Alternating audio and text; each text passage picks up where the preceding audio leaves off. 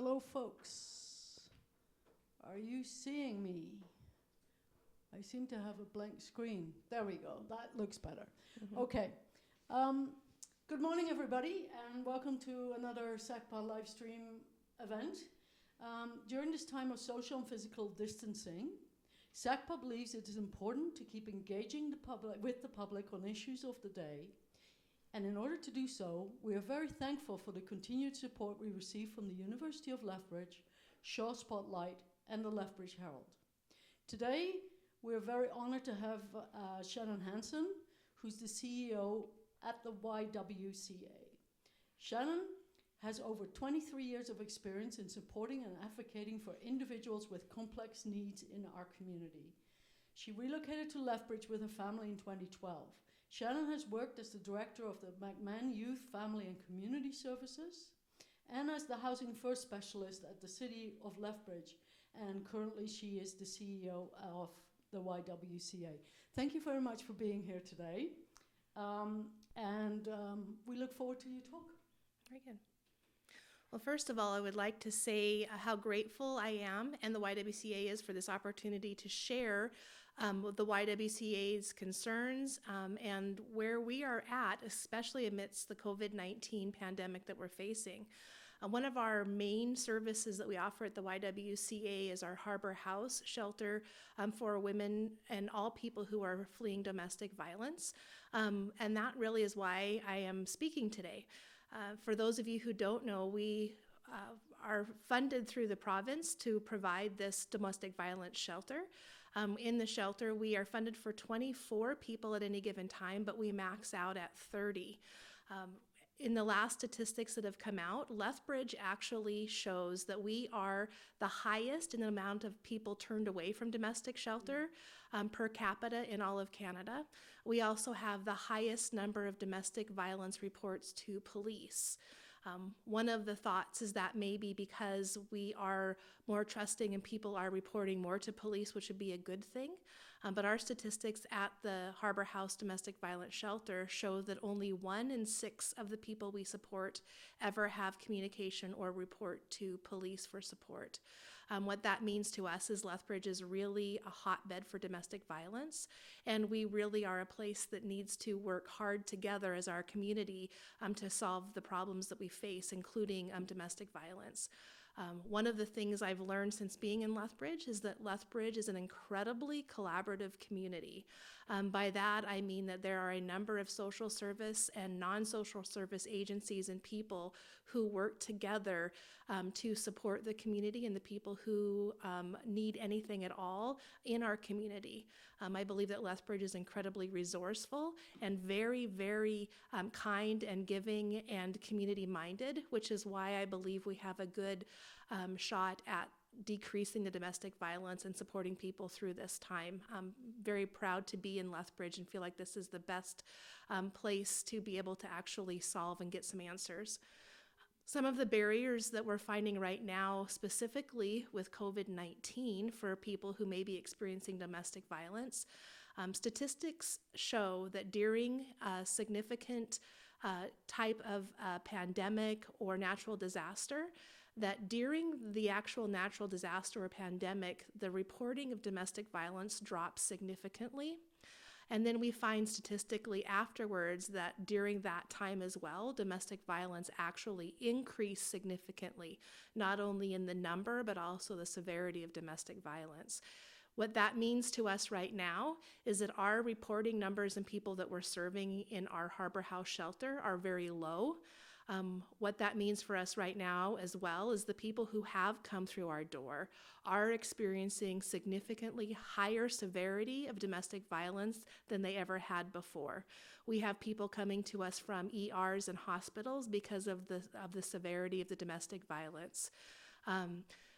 Because we're not seeing a lot of people come through our door, it's concerning to me. It means to me that there are people behind closed doors, behind walls, partly because of the nature of domestic violence, but now with social distancing, that even becomes a tougher challenge to find and connect to people who are experiencing domestic violence. We know from historical information such as Katrina. Hurricane Katrina gives us a lot of good data that there are more people experiencing domestic violence who have never experienced it before, happening right now in Lethbridge. Additionally, we know the severity is increasing. The fact that we have lower reporting really concerns me. What it means to me is that there are people who are in desperate need of our services and aren't reaching out. One of the questions I ask is why don't people reach out? And what would be the psychology behind that? What's the justification?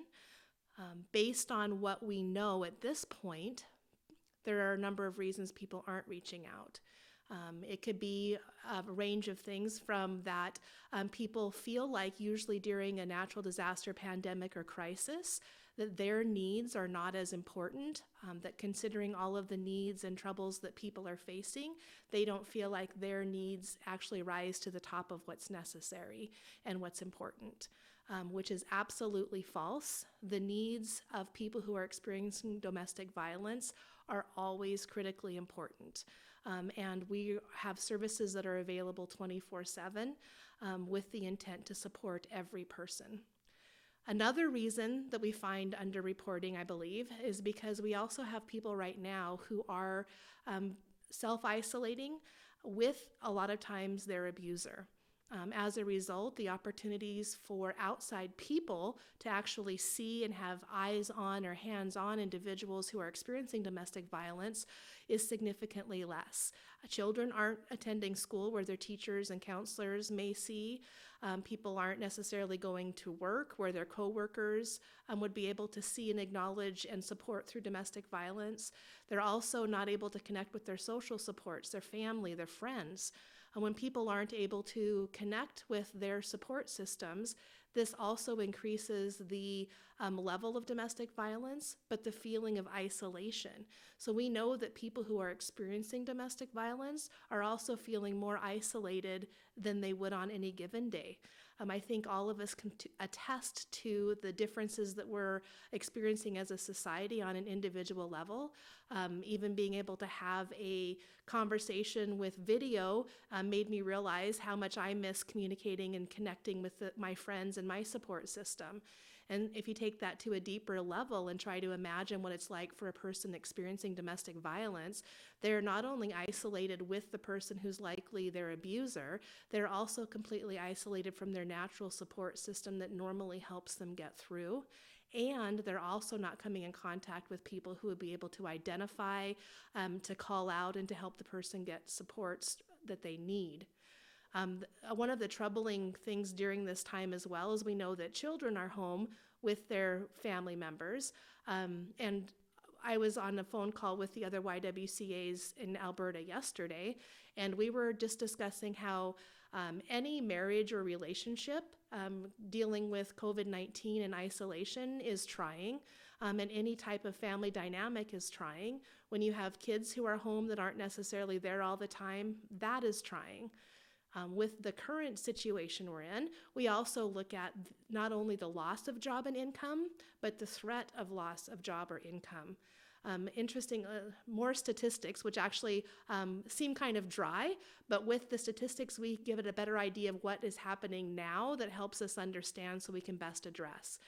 Statistics show that it's not the difference between when people lose a job and domestic violence, there's obviously a correlation, but there's even a higher correlation with the threat of job loss. The threat of income loss is more likely to provoke domestic violence than the actual job or income loss. So not only do we have people experiencing job and income loss, which is a huge stressor, the stress of the potential job and income loss is more significant and produces more domestic violence statistically than the actual loss. All of these factors combine make it really, really tough for people who are experiencing domestic violence. So what are we doing and how do we support this? We at the YWCA still operate our domestic violence shelter. It's 24/7. We're an essential service as identified by the province. one of the things that we've done to try to make sure that we are making an environment that is safe for people is we have strongly implemented all of the COVID-19 procedures for safety. We've been working with CDC, with Alberta Health Services, with OHS to make sure that we're following everything we can to keep all of our clients, everyone who comes through our door, as safe as possible.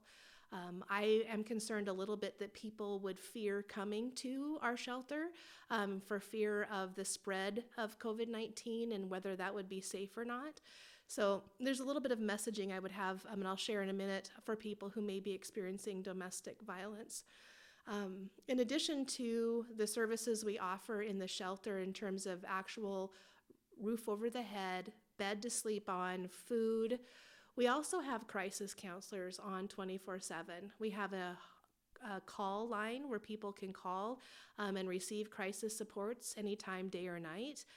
We have the availability, if anyone calls and is experiencing domestic violence, we have the ability and resources to be able to have that person brought to us safely as quickly as possible. And so transportation to us is also part of what we would do and do. Something that we hadn't done before is the area that we supported with that transportation service was limited to the Lethbridge city area and a little bit outside of the city of Lethbridge boundary. Knowing what is happening with domestic violence, we believe strongly that we need to offer that kind of a rescue transportation to us from all over the encampment area of Lethbridge. We work closely with the DV shelter in Pincher Creek as well as in Tabor. Between the three of us, I believe that anything close to Lethbridge, we should be transporting people to Lethbridge for the support. So we're increasing our services to be able to bring people in from rural communities where the supports aren't local and be able to provide that transportation to us as well. The other pieces that we offer at the YWCA in terms of supports, we have outreach workers. So we have 6 total outreach workers who will be able to work with anyone who comes into the Harbour House shelter. Typically, the stay in Harbour House is 21 days per mandate for domestic violence shelter. I think any of us who try to think about how stable we would be able to be fleeing domestic violence in 21 days, it's a rather difficult timeline to manage. We do extensions as necessary, but we have outreach workers who help facilitate getting income, changing bank accounts, finding housing. We have an in-house school when school is running to help support children who would be in school and can't access their school. We liaise with the school district. We also have a counselor who works with children who have experienced or been in a home where there's violence at all. And so with those supports, we add that to the crisis supports that we do. And overall, we're able to not only support someone to be able to have a shelter to stay in, but also establish what they need to move forward. It takes, if someone has a shared custody of children and they receive the child tax credit, it can take 3 months to change it to the one parent's name, which means the income comes way after the 21-day period is over. So we work closely with Alberta Works, we work closely with other local agencies to try to make sure resources are there and secure networks and support that way. For the most part, we're able to work with people within the 21 days, but we do extend. Talking about that in a linear manner makes it sound like someone can come into the door, receive the services they need, and move on and be completely independent and successful. The reality of any type of recovery, including domestic violence, is it's often a cycle. So what that means is we'll have people come into our shelter who are fleeing domestic violence. We provide the counseling, the supports, the encouragement, but a lot of times people return to their abuser. And what we try to do also is provide education and information so that people who come in understand the cycle of abuse.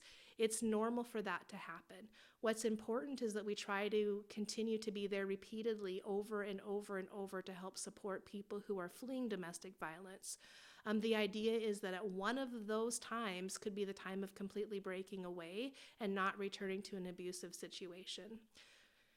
With the level of escalation that we've seen recently, we see people who we've supported in the past who are returning to us where the violence is significantly worse, to the point of, instead of walking through the doors of self-referral, they're coming to us via a hospital referral after a hospital stay. And so we've seen the escalation through the same client that we've supported multiple times, and a significant escalation in the level of abuse. Like I said, my biggest fear is that we are sitting here with resources and supports to be able to support people experiencing domestic violence, but they are not connecting to us for whatever reason. And that honestly scares me. Just knowing that we're responsible for the domestic violence supports and not connecting to the need right now is concerning, which is why I also appreciate this opportunity to get the information out.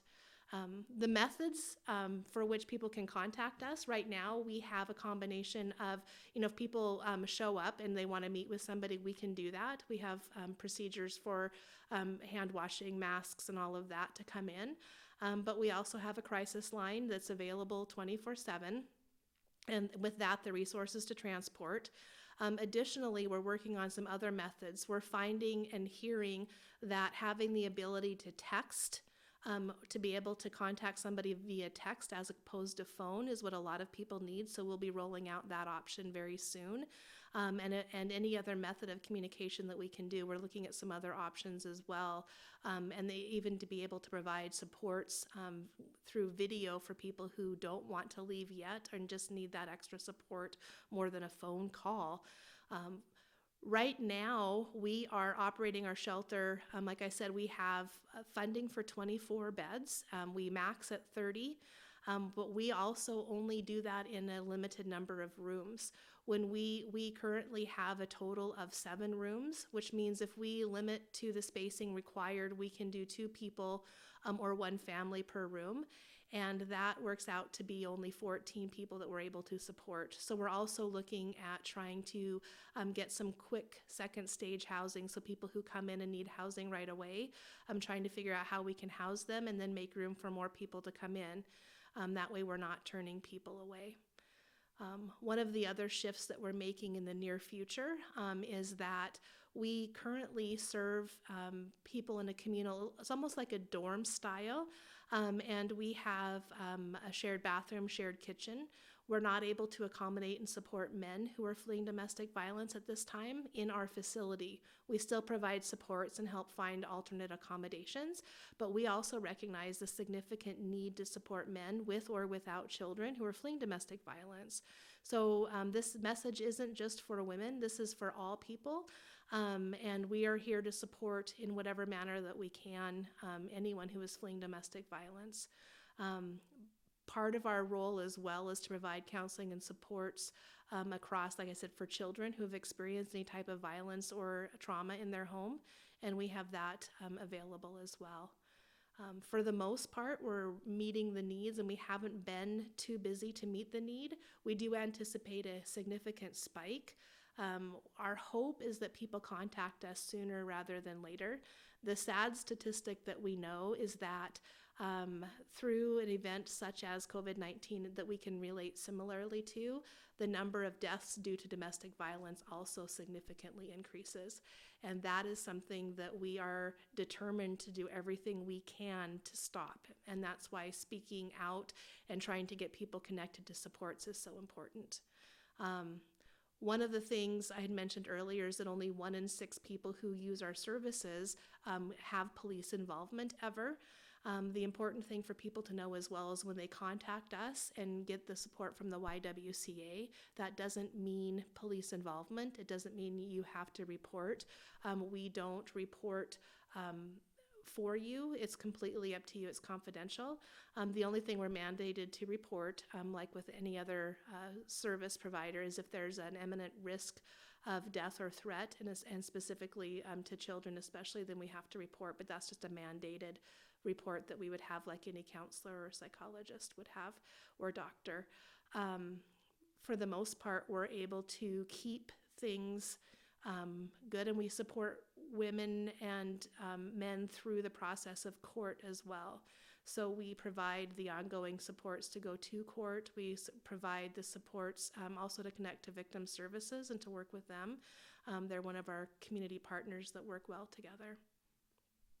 For the most part, we're able to, again, meet those needs and support and meet people where they're at repeatedly. So we take the approach of no matter how many times someone comes forward, we're here every single time. Because we support children, also in our Harbour House domestic violence shelter, it makes it challenging for us to support in the space that we have people who may not come to us sober, but we are working at options and have alternatives for that as well. It's proven that people who are experiencing domestic violence on a regular basis often self-medicate with substances. And so to be able to support somebody in their recovery journey as a whole also includes that piece, and we're looking at options, and we're being creative in ways to be able to support people, whether they come to our doors sober or not sober. Our mandate is to support them, and quite honestly, dealing with one thing at a time is going to be our best approach, as opposed to trying to have someone be perfect and come through our doors. So we really are expanding our definition and our approach of taking anyone and repeatedly trying to support them. So with that, I would encourage you all, if you're experiencing domestic violence or know someone who is or may be, to contact us and see what we can do to support.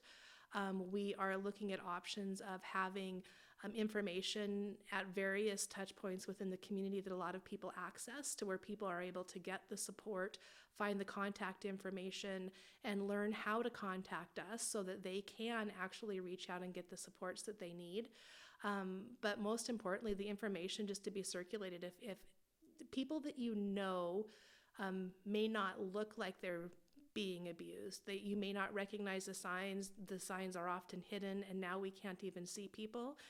So just the information broadly shared that Harbour House is available, the YWCA is here, and if the information is shared broadly, people who wouldn't normally be identified as needing the supports would be able to get that information and attach to our supports as quickly as possible. Once people do connect with us, I talked about our outreach workers. We have follow-up support workers that stay with people as long as they need. So if that includes helping to connect to counseling, helping to get through custody issues, helping to connect with police if that's the option, and attending court, income, we've helped people get into school and training. All of those pieces we're willing and happy to do, and we found that those are necessary in order to provide long-term lifestyle and life-changing opportunities for people who are requiring the supports. We do have a lot of times children who come into our shelter with parents. It is harder, it seems, to decide to leave with a family, with children. We've had a few people call recently experiencing domestic violence who have children and are reluctant. It's very hard to pick up and leave. And we're trying to encourage safety for the whole family, but it really is a choice that has to be made. And the last thing I would leave you all with in this talk is that in order to support people who are experiencing domestic violence, it is so crucial, number one, that information is out there, but also that we work as a community to avoid having a stigma attached to domestic violence. Domestic violence isn't an income or class issue.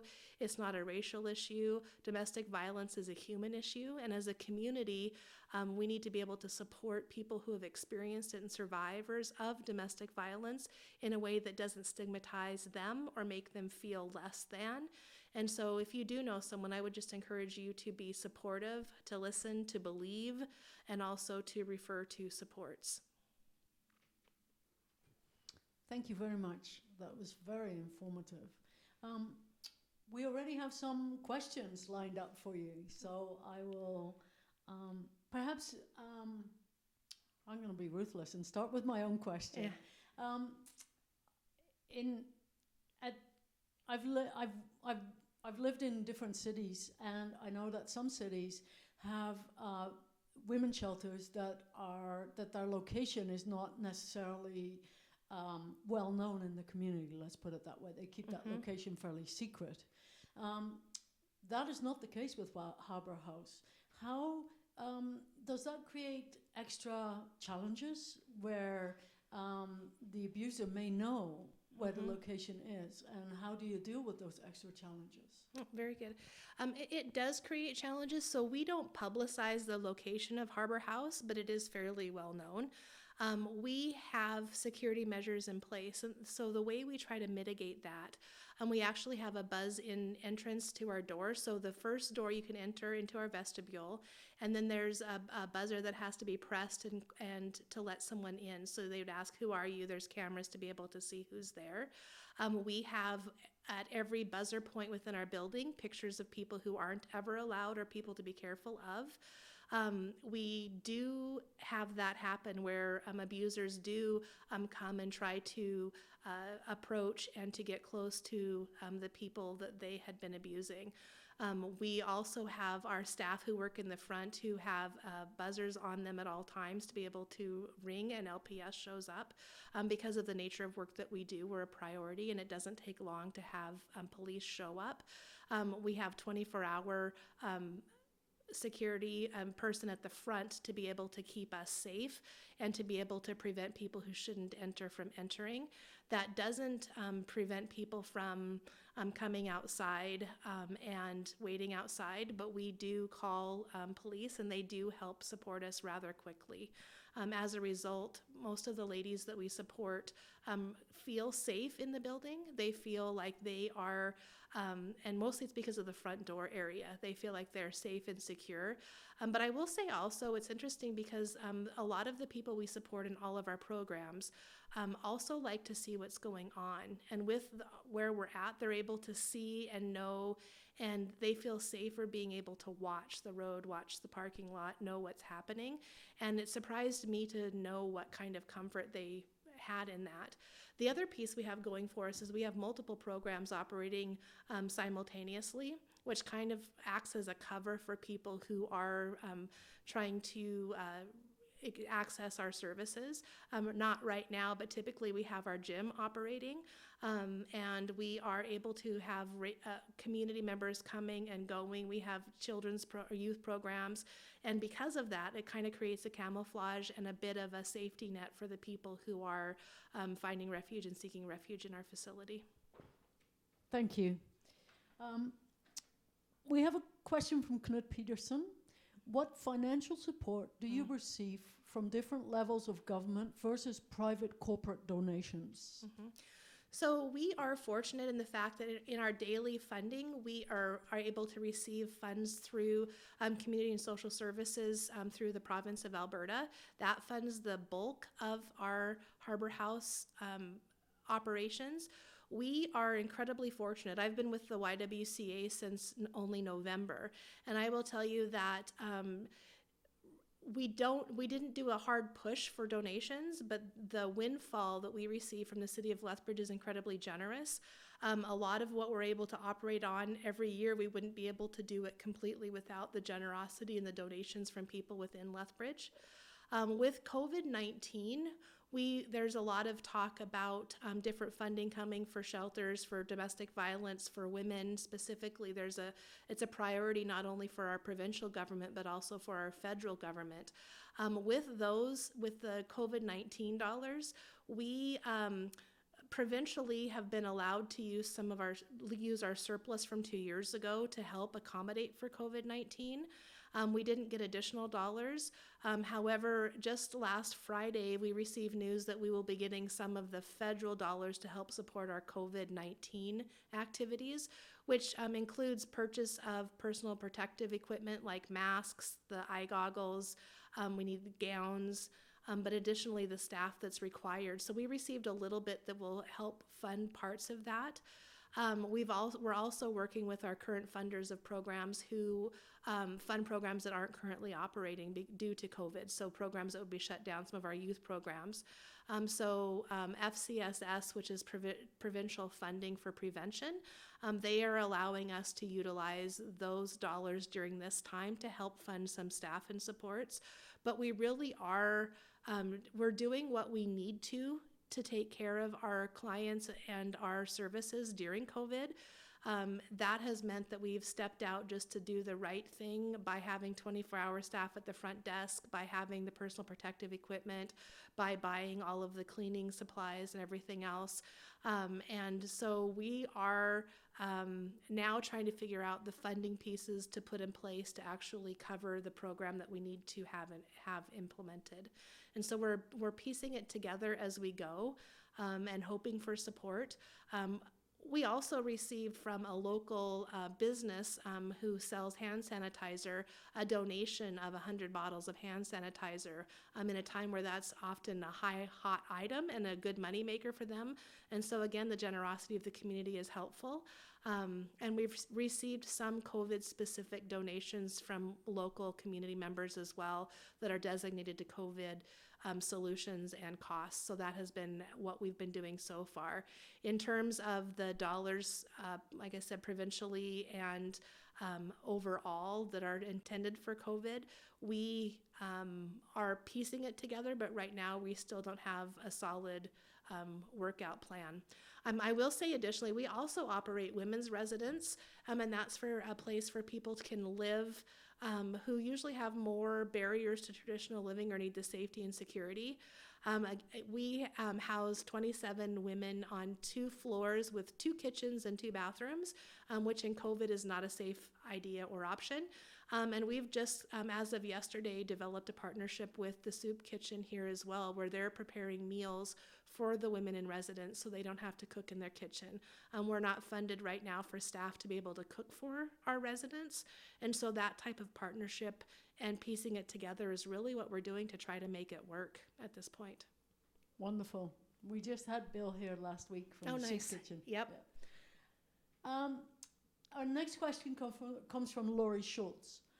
When a woman reaches out to Harbour House or arrives at Harbour House, does your crisis line intake assessment assess for human trafficking, prostitution / pimping situations?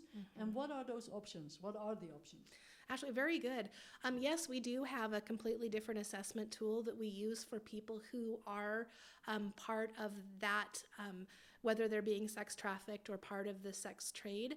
And with that, we're connected with other shelters within Alberta and outside of Alberta, so that if someone in Edmonton or somewhere else comes into their crisis supports and they're experiencing that, we're an option to where people can be placed here in Lethbridge to a different community. Likewise, if people come to us who are being sex trafficked or and there's a lot of pimping that is happening in Lethbridge right now. We know this is happening. And also women being used as drug mules to deliver drugs, and they're being forced, almost like an ownership of person type of a situation. If people come to us who are experiencing that, we're able to provide supports. And if the person is willing and wanting to, we're able to help relocate them to different supports in a different community or town so that they can break free from the cycle and the oppression that comes with that type of it is kind of like an ownership of person and the loss of identity. And so we actually provide those supports throughout all of Alberta and connected to our other avenues and supports. I just want to say as well, so the YWCA Lethbridge is connected to the YWCAs in Alberta.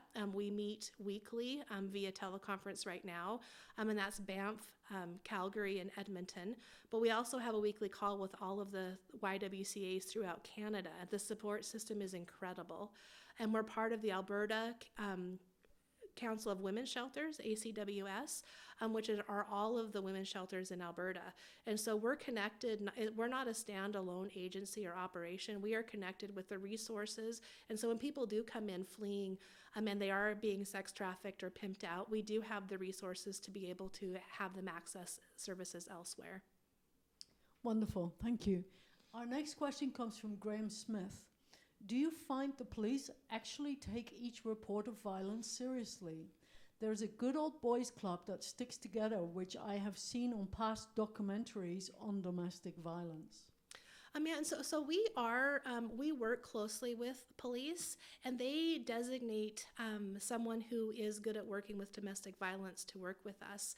Additionally, there's the Domestic Violence Action Team in Lethbridge, and that's a group of all of us who work to support in the domestic violence area. It includes the Lethbridge Elder Abuse Resource Network was part of that, and that's Learn. We have the person who heads it up was a police member at one time, and so we have intentional relationships built with LPS.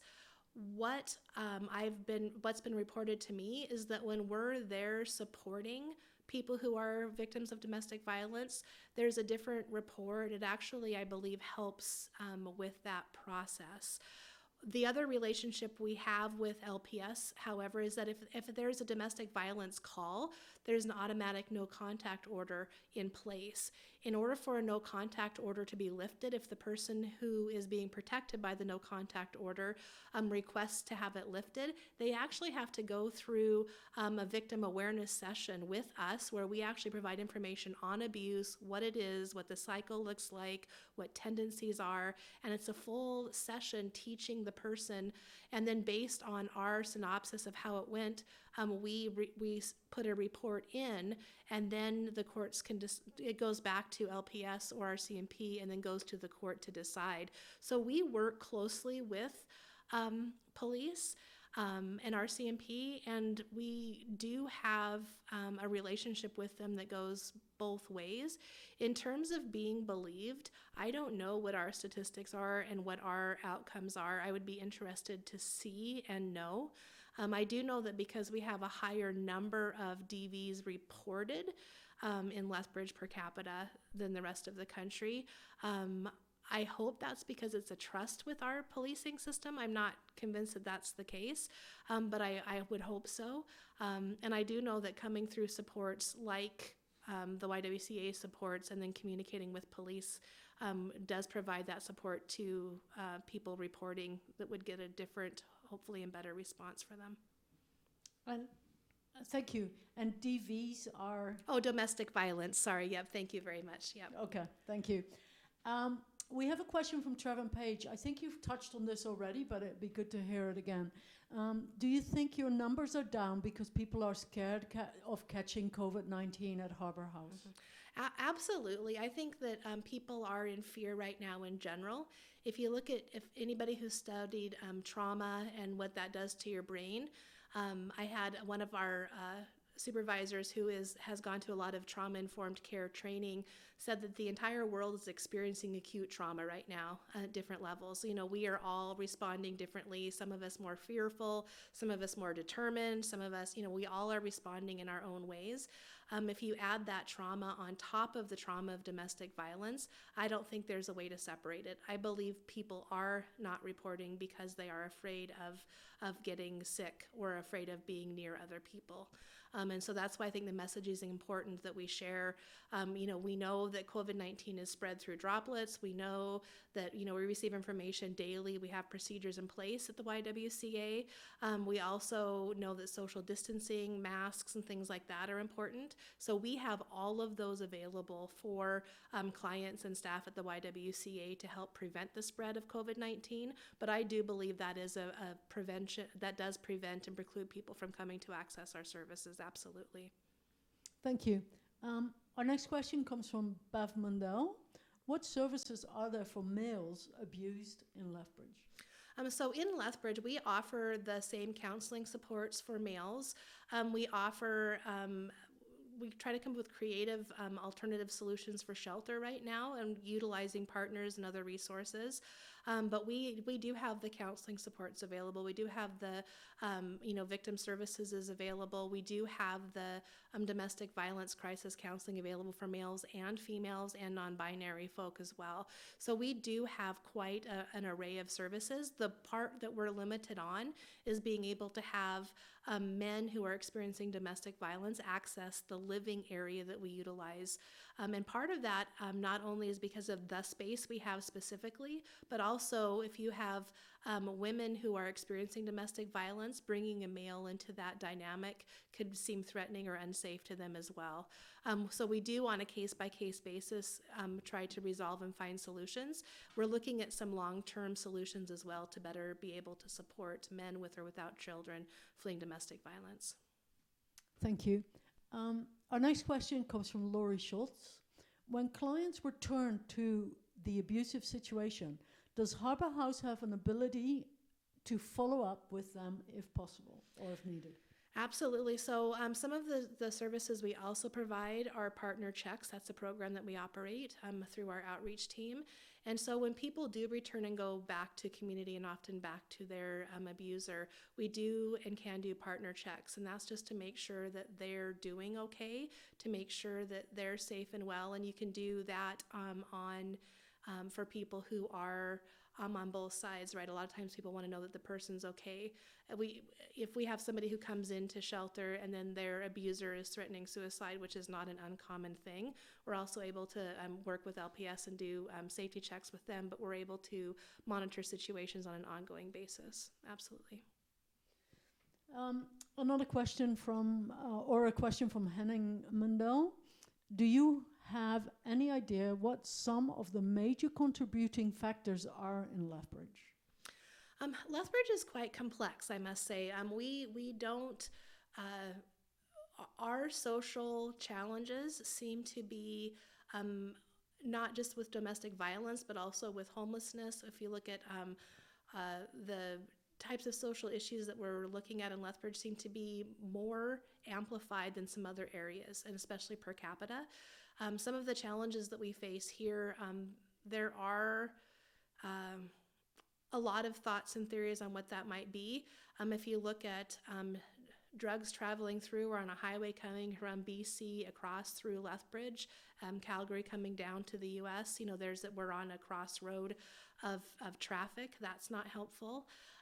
We have homelessness doesn't contribute to domestic violence, but homelessness is an area where Lethbridge is working on getting some permanent supportive housing in place to help people who have more barriers to housing, whether it's FASD, addictions challenges, mental health challenges, to be able to support. I think that doesn't help our overall social system and dynamic.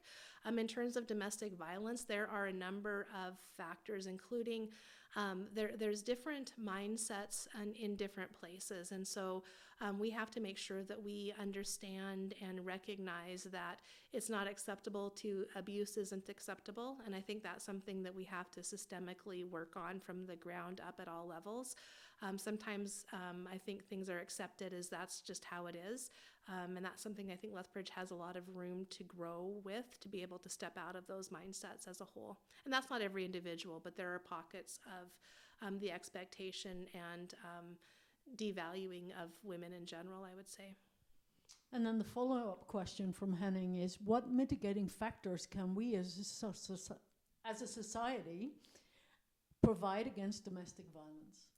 So it's interesting because there are a lot of things we can do. We know when there is domestic violence, we can respond with crisis supports and helping people.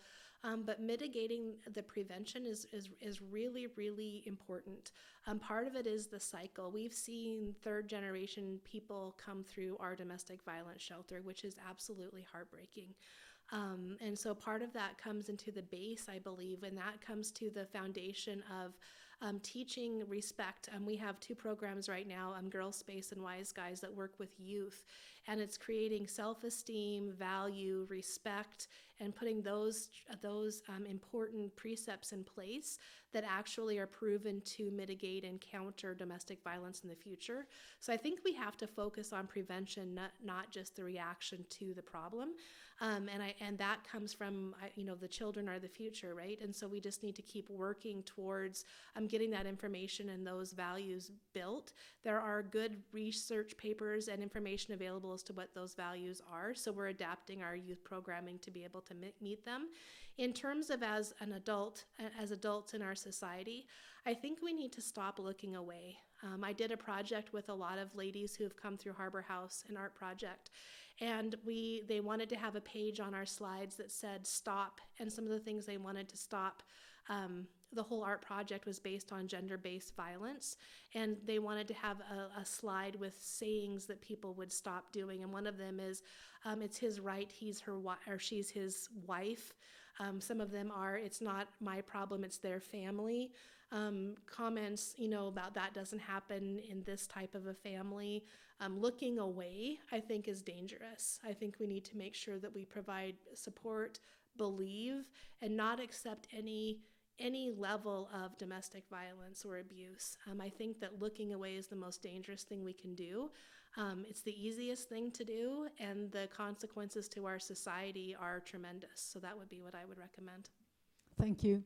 And then Mark Goddell, which is a very good follow-up on this, asks, what should one do if they witness domestic violence? Should we call the police or Harbour House or... So my recommendation, it depends on the severity, so the level of need, and also the tough thing about domestic violence is you can bring in supports all you want to for someone, and if they don't want to leave a situation, it really is a choice. And that is one of the hardest things for me to swallow, and I think for any of us, is that people would choose to go back. But understanding the psychology of abuse, that's normal. And it's also part of the abuse that makes people feel that way. Who do you contact? I would suggest if there's an imminent risk or danger, always contact police, always. I would encourage you to encourage the person experiencing domestic violence to contact the YWCA. Doing it on their behalf could break relationship, I would say, and also ruin trust and ruin opportunity to escape later. But if there's an imminent risk and danger, I would call 911. To get supports on how to support someone, you can call us directly and figure out what can I do to support, is there information, what can I offer, and we're happy to help you help someone. But in terms of we can't force someone to come to our supports against their will. So we can support you to support someone, and if there's an imminent risk of danger, call 911. Thank you. Laurie Schultz asks, is there funding for clients to access a lawyer for court applications and proceedings? So in terms of, it depends on level of need, and so we are working right now, and we work with the court system as well, and we're working at solidifying that a little bit more, but right now we're able to figure out supports, and we also have, through our generous dollars and donations from the community, if we have needs that come up for people who need our supports, we're able to access, if there's gaps where it's not funded or somebody's falling between where they would be able to access supports supports cost, we're also able to dip into those funds to be able to support. Typically, we're able to work it out within the court system and with the supports that are available. We do partner with Victim Services, and Victim Services also offers court support. And so between the network of supports, accessing court with support is an option, and we do connect with and provide those supports. Wonderful, thank you. And then Laurie Schultz, follow-up question. Are there programs for abusers in Lethbridge? And I honestly apologize because I do not know the full scope of that. I do know that we provide if there's an issue with safety and there's custody involved, we provide the supervision piece where people can come in and do safe visitation in our building, and we provide minimal supports. And I do not know, but I should know that answer, and I don't know. Sorry. Okay. Then there's a question regarding, is the government going to increase funding to assist domestic violence victims in light of COVID-19? Right now, I don't believe they are going to. Like I said, we had a surplus from 2 years ago that we had earmarked for some other projects that the province is allowing us to utilize for COVID-19. We're trying to figure out how to utilize that best. I don't anticipate that the dollars that were given, it was $5 million provincially that were given from the government of Alberta to domestic violence shelters specifically. Those dollars are given out. I know the province is giving money for a lot of things in light of COVID. I don't anticipate any more dollars coming from the provincial government. The federal government, we did receive $62,000 from the federal government to help support with COVID as domestic violence supports, and I believe that is where it will stop. So. Okay, and then this person asks a follow-up question. The city has allocated extra buildings to assist the homeless. Is the same thing being done to help organize keep victims of domestic violence safe and away from their abusers? That's a really good question. So part of the shelter strategy is the work that the city's been doing to have an extra facility to help people who are so the city's taking a multiple pronged approach. They're trying to rapidly house and rehouse the people who are on the streets, and anyone who is experiencing COVID symptoms or diagnosed positive, which isn't the case yet, will be in a different facility and supported by a combination of AHS and a local service provider.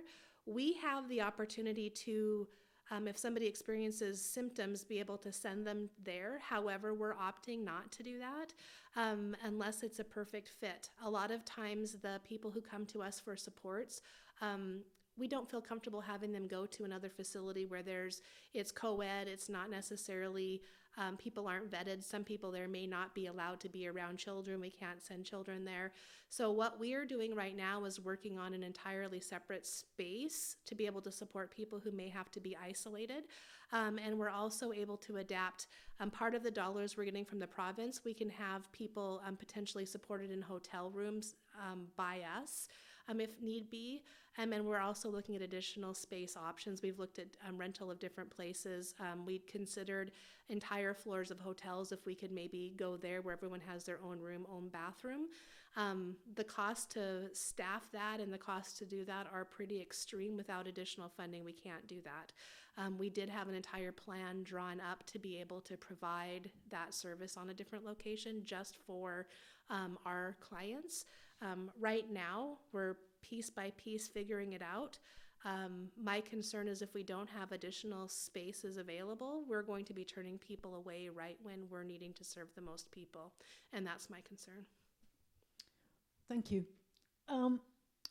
Laurie Schultz, I'm aware of a recent situation where a woman was taking refuge in a city business and was assisted to connect with Harbour House. It was a relief when Harbour House sent a taxi to transport her to Harbour House. Thank you. Very nice. Thank you, Laurie. Mark Goodall, what is your greatest need at this time? Right now, so in terms of greatest need, I talked about space a little bit. We're looking at a mid and long-term plan for space. Right now, if I had a wish list, if we had a place where we were able to have similar to an entire hotel floor with rooms, with bathrooms, and be able to move our Harbour House facility securely there, that would be amazing. That's a complete high expectation wish, but that I think we'd be able to deliver services the best way possible. My next wish and what people can do, we are trying to figure out how to get people into housing quickly when coming into our services and providing the supports. It does take dollars, and I know that it's an easy ask and not as easy give, but dollars would help us. Additionally, if there are landlords and people who could work with us to house people after coming through Harbour House in a way that is safe and secure for them, that would be also a great need met. And again, I just want to say thanks to the Soup Kitchen for providing the meals for our residents as well. That was a great need we had that was fulfilled yesterday. So, lovely. I don't see any more questions in the queue. I have one myself, if I'm permitted, and it's probably a question that would probably take an hour to answer, but we have a couple more minutes, so maybe just do your best. VAW or violence against women is really a pandemic in its own right, especially in Canada, but I would say probably across the world. often we see the focus on the person who has experienced the violence, and not so much a focus on how to end the violence. In a perfect world, what would be your views on how to end this pandemic, the violence against women pandemic? So part of my thought, I really support collaborative, innovative solutions. And just as we look at, having a drug court, having an FASD court here in Lethbridge, a domestic violence court, all of those areas, approaching things from a restorative justice manner, I think, are always very beneficial. And so I just think of if we could approach domestic violence from a restorative justice manner, where we bring people together, find solutions together. Oftentimes there are children involved.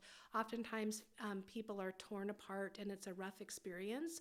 A restorative justice model would allow all parties to come together, and actually the consequence, if you would call it, to having something happen would actually be the therapy or the resolve of the issue.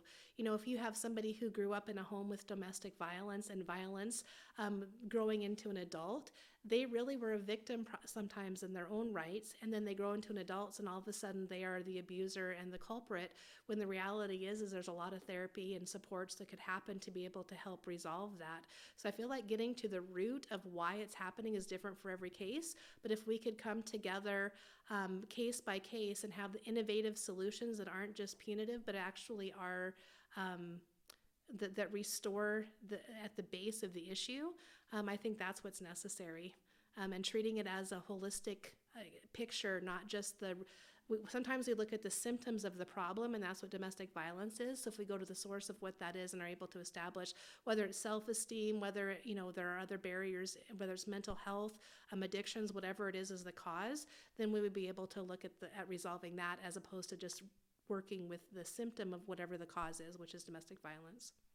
Thank you. Two more, but one is more a thank you from Bev Mundell. Thanks for your informative and great presentation. Thanks, Bev. And then Laurie Schultz, does the Lethbridge Integrated Service Court assist your clients? I do have to apologize again. So I've been here since November at the YWCA. I do not know, quite honestly. Sorry about that. That's a great question. Okay. And then Graham Smith has another comment. That was a great question and a great answer. Thank you for your solution and for your hope. Thank you. And I think that's it. I don't see anything else in the queue. So I want to thank you very much for coming here today. I know it's a very busy time. We certainly appreciate you being here. And I'm going to end the live stream. Take a few minutes. And so thanks everybody for participating.